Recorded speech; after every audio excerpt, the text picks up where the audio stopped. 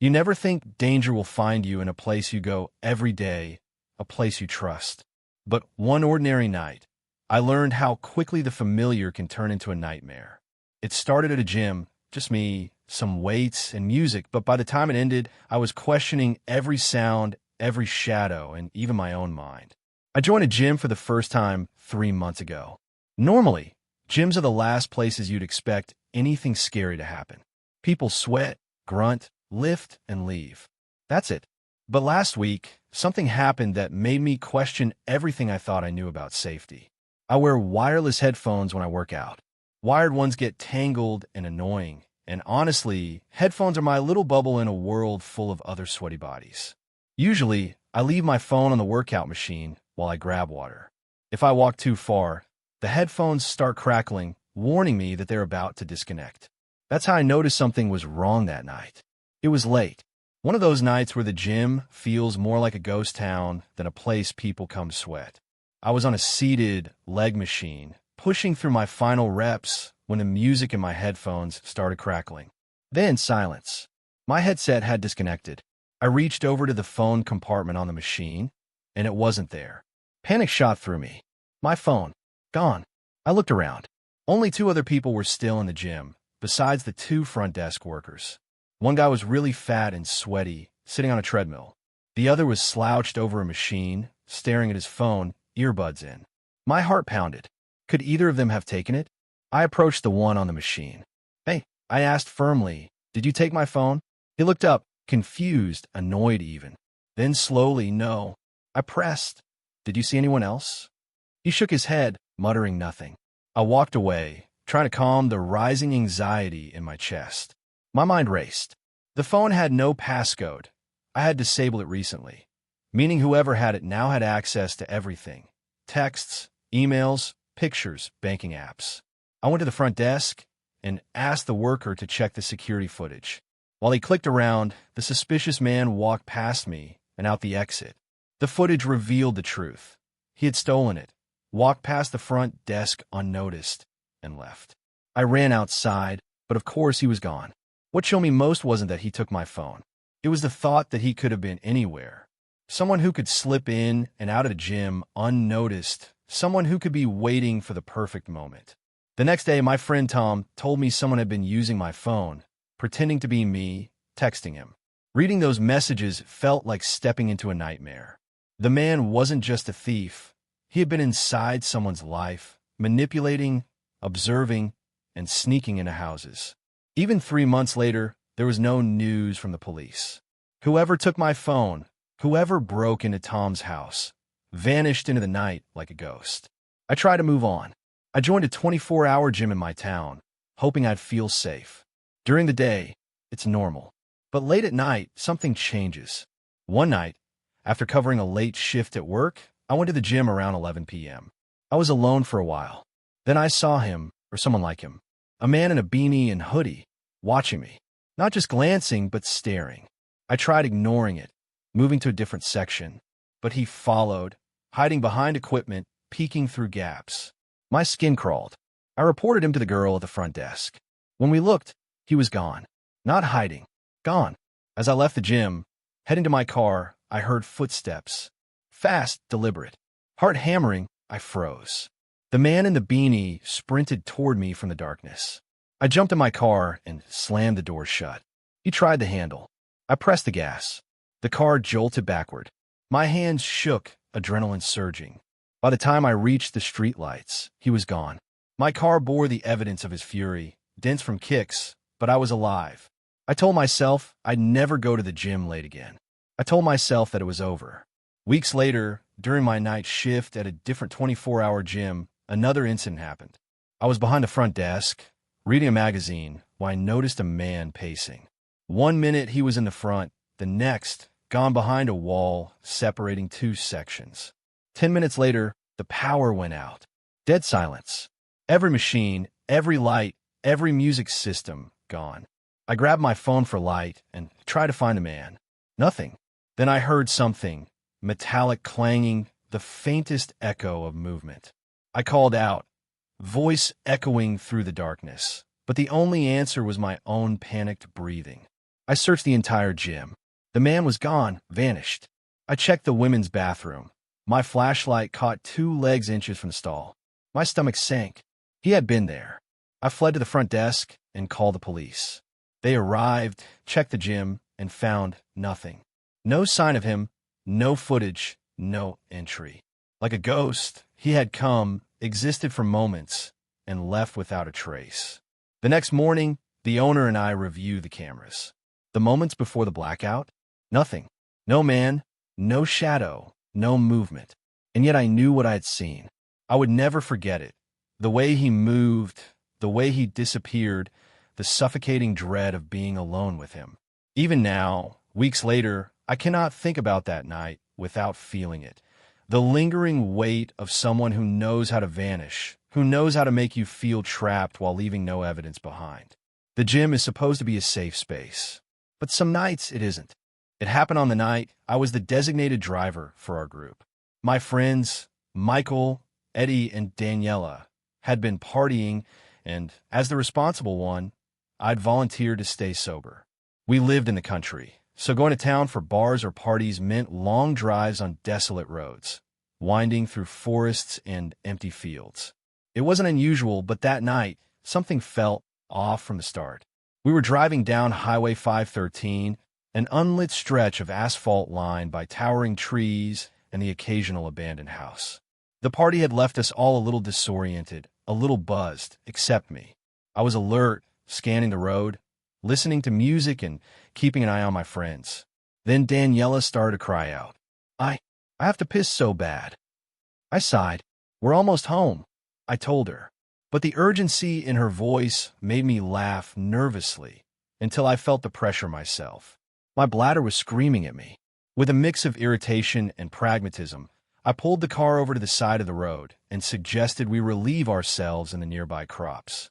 Daniela bolted first, disappearing into the dense stalks on one side.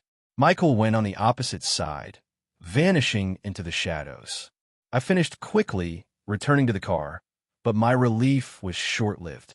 Eddie and Michael were still laughing and singing along with the music, oblivious to the creeping sense of wrongness settling over me. Minutes ticked by. 5, 10, 15. Daniela hadn't returned. I called her name, my voice echoing across the dark fields. Nothing. Michael laughed it off, thinking it was part of the fun, but something in my gut told me otherwise. Michael, I said, urgency in my voice, come with me. We need to find her. He stumbled slightly, but agreed. We pushed through the thick crops, flashlights in hand, calling her name over and over. The rustling of leaves beneath our feet was loud in the still night. Yet beneath it, I heard something else, something that didn't belong. Footsteps. Slow, deliberate. I froze, placing a hand on Michael's chest to stop him. The night air was suddenly heavier, as if the forest itself were holding its breath. What is it? He whispered, though I barely heard him. Shoo, I replied. We continued forward, trying to ignore the sound. Then, we reached a narrow clearing, a stretch of land just wide enough for 2 people to walk side by side. That's when I saw it, movement at the edge of the light. At first, I assumed it was Michael. But as the figure stepped into view, I realized it wasn't him. It was a man I had never seen before. His face was shadowed, features obscured, but the hostility radiating off him was unmistakable. My chest tightened. I ran. Fast. The crops whipped against my legs, tearing at my clothes, but I didn't care. I had to get back to the car. When I arrived, Eddie was passed out, oblivious to the chaos, and Michael was dragging Daniela, who seemed unconscious, toward the car. Blood streaked her forehead. A deep gash. My stomach twisted. Call 911. Michael shouted as I fumbled for my phone. I jumped into the driver's seat, heart racing, hands shaking. The highway stretched before us, dark and empty, but that stranger had vanished into the crops as suddenly as he appeared. The drive to the hospital was frantic. Michael explained in broken sentences what he had seen. The man had dragged her, struck her, and disappeared. Daniela's memory was wiped clean of the entire ordeal. She would never remember the attack, the fear, or the faceless figure lurking in the crops. I still remember the time on the dashboard clock, 12:17. That number is etched into my memory, forever linked with fear. Weeks later, I was driving from Maine to upstate New York to visit family. It was past midnight when my car started jittering. The gas light flicked on. I knew the tank should have been full. Confusion quickly turned to panic when the car died completely on a desolate Vermont road. I called AAA, who said they'd be there in 20 minutes. Alone in the dark, I wandered around the car, the forest surrounding me. The usual night sounds, the crickets, the rustling leaves, were suddenly punctuated by something else. Heavy footsteps, deliberate, moving closer. I froze. Could it be another deer? A bear? No. These steps had purpose, intelligence. I moved slowly toward the passenger side, hoping to see something familiar. Then came the claps. 2. Then 3. Human. Deliberate. I called out. Silence. My heart thudded in my chest. I ducked back in the car, locked the doors, turned off the headlights. But even hiding in the darkness didn't make me feel safe. Then I felt it, a hand grabbing my back. Panicked, I screamed, bracing for impact. But the grip released. Relief flooded me as the headlights of a AAA truck pierced the darkness. The man was gone. The driver, a calm, reassuring presence, helped me refill the tank. Yet the memory of those lifeless eyes peering from behind the tree haunted me for days, weeks, months. I've tried to rationalize it, tried to convince myself it was exhaustion, my mind playing tricks in the darkness. But I know what I saw. I know what it felt like to be watched, stalked, vulnerable. And that night, I learned the truth. The shadows can move, and sometimes they are alive. It was one of those nights where everything feels normal until it isn't. I was driving back from a party with my friends, Michael, Eddie, and Daniela. I had agreed to be the designated driver, a role I usually didn't mind. But that night, I felt unusually alert, almost too aware of my surroundings. The road home was Highway 513, a narrow, unlit stretch cutting through dense forest. Occasional houses dotted the sides of the road, their dim lights flickering like distant stars, but mostly it was darkness. The party had left the group a little disoriented, a little drunk, except me. I was sober, scanning the road, making sure everyone got home safely. It started like any normal night. Music playing softly in the background, laughter spilling out of the back seat. Daniela's voice rose in a drunken whine. I have to piss, she groaned, clutching her stomach. I sighed. You'll have to wait, Danny. We're almost home. But then I felt it myself. My bladder was protesting. With a mixture of frustration and pragmatism, I decided to pull over and let us relieve ourselves in the fields beside the highway. Daniela darted first, disappearing into the crops on the left. Michael wandered on the right side, leaving me to finish quickly and return to the car. Eddie slumped in his seat, singing along with the music, oblivious. Everything seemed fine, except that Daniela didn't return. 5 minutes passed. 10. I called her name, my voice echoing eerily through the dark. Nothing. I felt my stomach drop. Something was wrong. Michael laughed, thinking it was a joke, but I couldn't shake the uneasy feeling growing inside me. Michael, I said, voice firm. Come with me. We need to find her. He stumbled slightly, but followed. Flashlights out, we pushed through the thick crops, calling her name. The rustle of leaves and the sound of our footsteps were loud in the still night. Then I heard it. Footsteps. Heavy. Intentional. I froze. A hand on Michael's chest stopped him. The night had gone silent, save for that sound. What is it? He whispered. Shoo, I replied. We moved forward cautiously. Then we came to a narrow clearing, just wide enough for 2 people to walk side by side. That's when I saw it. Movement at the edge of the light. At first, I assumed it was Michael. But the figure stepped into view, and my heart sank. It wasn't him. It was a man I had never seen before. His face was shadowed, obscured, but he radiated hostility. My chest tightened. I ran. The crops whipped against me, tearing my clothes. I barely registered Michael's shouts, barely noticed Eddie still slouched in the car. I reached the vehicle, my hands trembling, heart racing. Michael appeared, dragging an unconscious Daniela back to the car. Blood streaked her forehead from a deep gash. Call 911. Michael shouted. I fumbled for my phone, panic clawing at me. The drive to the hospital was chaotic, filled with yelling, confusion, and terror. Michael explained what he had seen. The man had dragged Daniela, struck her, and disappeared into the darkness. She would never remember any of it. I still remember the time on the dashboard clock, 12:17. That number is permanently etched in my memory, forever associated with fear. Weeks later, I was driving from Maine to Upper New York to spend time with family. It was past 1 a.m., and I had the top off my Jeep Wrangler. The summer air was warm, the night unusually silent. Suddenly, my gas light flickered. The car started to jitter. My tank should have been full. I had just filled it yesterday. Panic began to rise as the car coughed and slowed, finally coming to a halt on a desolate road. I called AAA. They said they'd be there in 20 minutes. Alone, I stepped out, stretching my legs, scanning the woods around me. The usual night noises, the rustle of leaves, distant animal calls, suddenly felt sinister. Then I heard it. Heavy footsteps, deliberate, approaching. I froze. Could it be a deer? A bear? No. These steps had purpose. 2 claps. Then 3. Human. Deliberate. I called out, trying to mask my fear. Silence. My heartbeat thundered.